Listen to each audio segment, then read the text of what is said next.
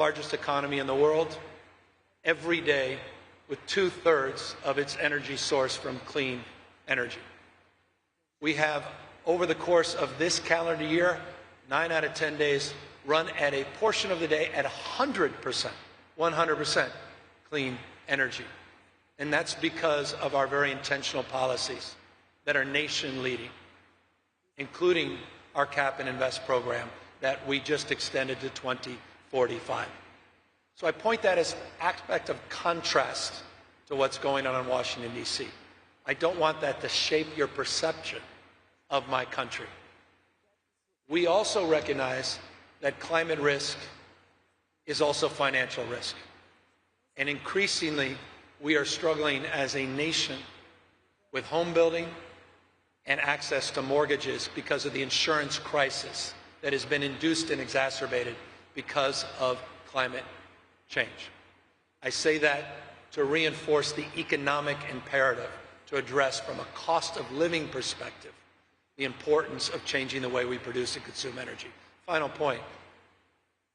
I'm not naive about our biggest competitor in the United States of America. And I say this not with a closed fist, but my eyes wide open. As an American, I respect and admire what China is doing at scale as it relates to supply chains and manufacturing. And the United States of America better wake up to that. Our legacy automobile manufacturers better wake up to that. This is not about electric power. This is about economic power. And we in the state of California are not going to cede that race to China. We're going to compete in that market. And I think one of the great abdications, final point, is the own goal of a President of the United States who simply doesn't understand how enthusiastic President Xi is today that the Trump administration is nowhere to be found at COP30 today. Thank you. We'll continue to take a few questions from the media. If you're interested, please raise your hand. Go over to the gentleman over there.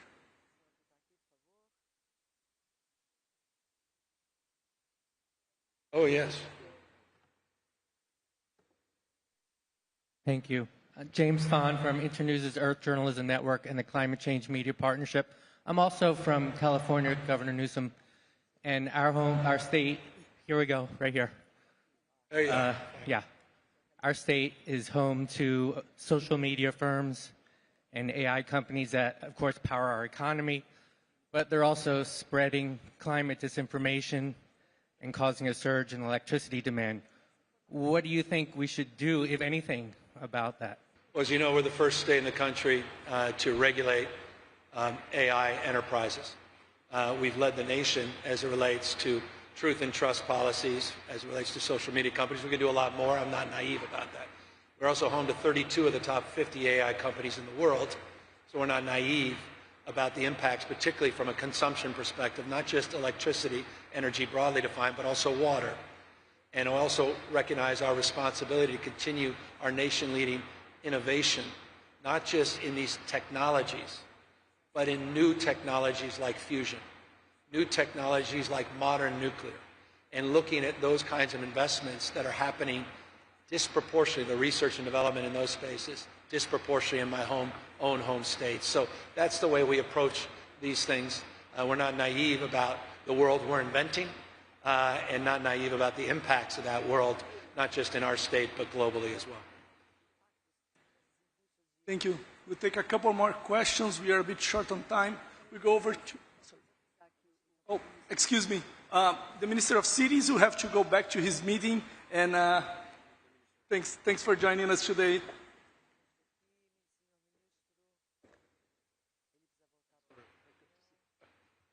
Thank you. We go over there to the second row, please. The lady in white. Second row, third, fourth from the left. Governor Somini Sengupta from the New York Times. You have said a couple of times that you want to reframe climate action as an economic issue. How should Democrats in the United States be talking about climate change? Because when they tried to talk about climate change in the last presidential election, it was one of the issues, among others, that did not seem to resonate with voters. Well, that's why I said it's not about electric power, it's about economic power. I think we have to reframe it as a cost of living issue. And we've seen the estimates from the New York Times, among others, reported the estimates of Donald Trump's attack and assault on Joe Biden's policies as it relates to his low-carbon green growth initiatives will cost the average ratepayer 10% more in bills this calendar year. That's a kitchen table issue. That's a cost of living issue. It's about people. It's about places. It's about lifestyles. It's about traditions. I think we have to use different language. I've said this before with respect to the global audience. The vast majority of my audience doesn't know what Celsius is. You talk in 1.5 degrees Celsius, how many more degrees is that Fahrenheit? We talk about greenhouse gas emissions. Where are they? Do they float in the sky or where do they land? We don't understand. We have to use better metaphors. We have to change our language. We have to talk in terms of that people understand, a pollution bucket. We have to talk in terms that I think can unite people and not look at this in the abstract. And so I think we have some work to do as a party, as a nation, and that progress we're trying to make and promote here at COP. Thank you. We'll go over to the gentleman in the front here. Governor Newsom, we see between these U.S. administrations a climate action whiplash. How can the United States move beyond that and to the point where the basic direction of travel on fundamental issues like moving away from fossil fuels becomes a nonpartisan issue? Let me give you a proof point. In Trump's first administration, 4 years, he doubled solar production. We reduced coal use and greenhouse gases were reduced despite his policies. The market is moving in this direction. States are moving in this direction. I happen to be co-chair of 4 different partnerships in the United States of America. I just left America All In Partnership, a bipartisan leadership group of subnational and local, particularly state and local leaders. I'm the co-chair of the U.S. Climate Alliance, 24 governors. We're part of initiatives, our clean car initiatives as it relates to zero-emission vehicles, of which roughly a third of our new car purchases were zero-emission vehicles. Our Pacific Coast Collaborative. States are partnering despite the headwinds in Washington, D.C.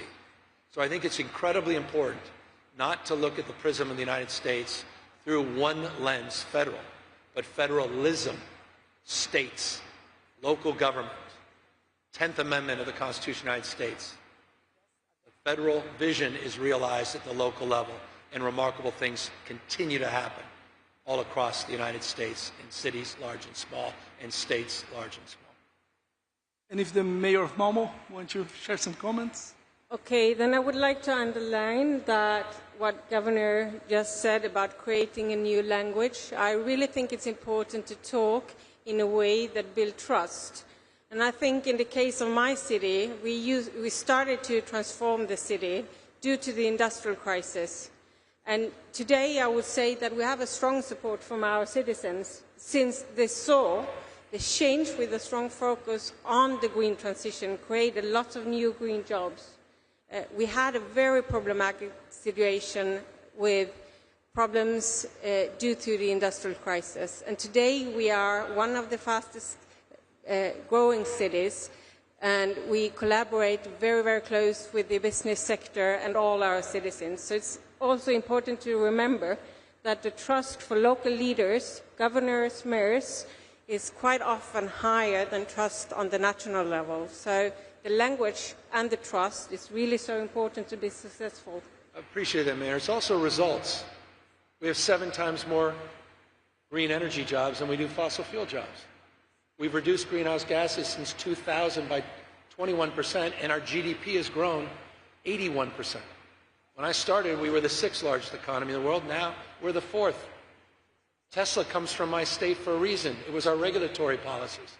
And 60 headquartered companies in that space are now in California because of our regulatory policies. One of our biggest exports. We're #1 in two-way trade, #1 in direct foreign investment, more scientists, engineers, more Nobel laureates in my state than any other state. We dominate in R&D. China, Germany, and California, in that order. Research and development. So it's an economic imperative that's producing results, but trust is the coin of the realm. Well stated. Thank you. I have a gentleman in the front here.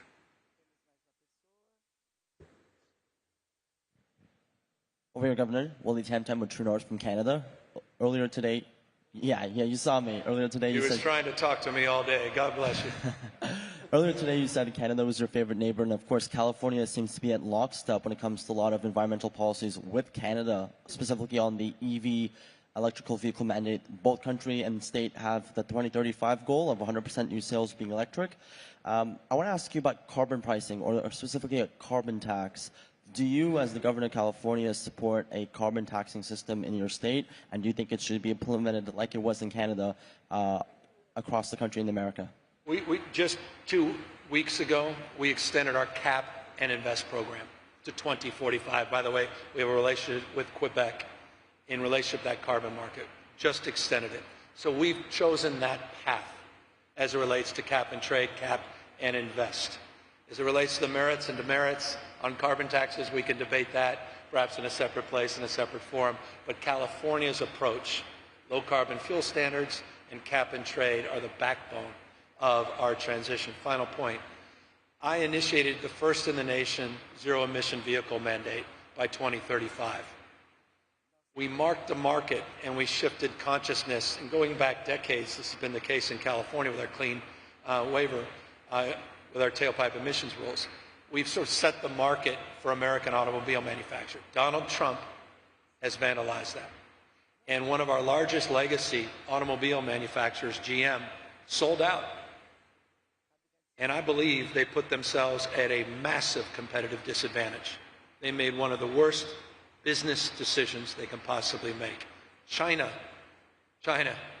is here. Only one country is not here, United States of America, because they understand 70% of that ZEV market.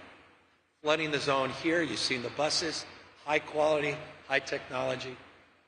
This is something California will not cede and will continue to try to lead, despite what our federal government's doing. Do you expect to push back that mandate of 2035 for 100%? Do you expect to push it down the line as you're seeing pressure in Canada, for example, where likely your politicians are thinking about that? Well, we're in litigation with the Trump administration. They're trying to eliminate our rights under the Clean Air Act that are well established to advance in that space, but we continue to push the envelope. 2.2 million ZEVs on the streets of my state. Over there, I can see your badge. You're a member of the media? Yep. Okay. Thank you so much, Governor Newsom. Thanks very much for the question. I'm Ryan Beechu from Trinidad and Tobago, small island state. I wanted to ask you about a geopolitical situation that's developing. Today, it's being reported that the United Kingdom has suspended some sharing of intelligence with the United States because of the strikes in Venezuela, on Venezuelan vessels. I just wanted to get your reaction to that. Plus, the Trinidad and Tobago government has supported those strikes, and if you had a message to the Trinidad and Tobago government, what would that be? Thank you very much, Governor Newsom. What happened to due process? What happened to the rule of law? I'm a little old-fashioned. It's not ready, fire, aim. It's ready, aim, fire. I believe in rule of law. I don't believe in the rule of Don, D-O-N. That's what we're up against in the United States of America. I don't want to lose my republic. I hope you understand and are absorbing what's going on in the United States of America. Donald Trump does not believe what our founding fathers believed, in co-equal branches of government. He does not believe in popular sovereignty. He does not believe in a system of checks and balances. We have a supine Congress that is checked out. We have a rule of law that I said increasingly appears to be the rule of Don. Our politics needs to change, and I hope our international partners understand that. It's chilling to me to see those scenes of the United States of America blowing up boats with no transparency, no advise and consent with the United States Congress, the representatives of my country, with briefings that are laughable that members of Congress, both the House and the Senate, including Republicans, have criticized. If you can't criticize that, what the hell can you criticize? Think about that. He's now talking about land opportunities. The United States of America, this is our country, should be a model for the rest of the world. And so we're calling that out. Forgive me, I know I'm on a global stage and maybe in politics, forgive me. But this is a precious moment in our republic, and I feel it needs to be called out. Thank you. We're close to time, so we'll take one last question here, please. In the front. Thank you. Hi there, it's Sony Wells from BBC News. Governor Newsom, it's been reported today that the Trump administration plans to allow new oil and gas drilling off the coast of California. Have you been briefed on these plans, and how specifically do you plan to respond? And if I may as well, what's your reaction to Donald Trump threatening to sue the world's biggest broadcaster, BBC News, for $1 billion? Well, he also requested $1 billion from fossil fuel interests for his campaign for president. He said he'd basically roll back a century of regulations in return. We've talked in the past COPs about the polluted heart of the climate crisis being big oil. Increasingly, the polluted heart of the climate crisis appears to be Donald Trump. As it relates to offshore oil drilling, it's overwhelmingly opposed by members of all political parties in the state of California. What's fascinating to me, you may have seen this, he wants to open offshore oil drilling, and he intentionally aligned that to opening of COP. Well, he's weakness, by the way, masquerading as strength. That's all that was. But the answer to your question, forget the long winters, it's dead on arrival. Dead on arrival. And I also think it remarkable that he didn't promote it in his backyard at Mar-a-Lago. He didn't promote it off the coast of Florida. That says everything about Donald Trump. Thank you. Forgive me. Ms. Katrin, if you want to share any final thoughts. Mayor, what are your positions on offshore drilling in California? Getting close to time here. I think we're running out of time, but I think it's so important to see that cities all over the world, even though the nation and national leaders are backing down, actually are stepping up. I think it's so important to see that we can't rely on the NDCs. We know that we have to do the job for our citizens, the security and safety of our citizens, and also the planet. We have seen so many times that when national leaders are stepping down, the commitment to our global organization is growing. Mayors, governors all over are really stepping up. And I would like to just as a final thing here, say that I really, really wish these negotiations to be successful in including multi-level governance to create a new era of multi-level governance to make sure that we are able to deliver, because we know what has to be done and we are ready to deliver, and with a stronger support from our national leaders we will do the job. So thank you. Well said. Thank you. Ana? I just wanted to reinforce and thank everybody for coming again. We'll have another one tomorrow. But I think the day today showed the leadership of subnational government, the state-level government, the cities, and that's exactly what we need in terms of implementation. We need to go ahead empowering cities and state governors to do the job of accelerating implementation. So thank you so much for the examples you brought. Thank you.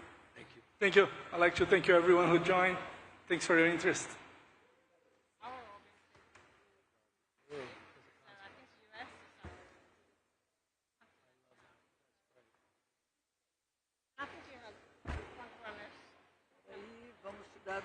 E a segurança vai enlouquecer aí. Yeah, Jerry, well said. That's right.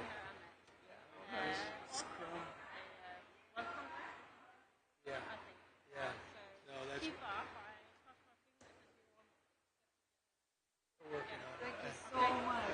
agree.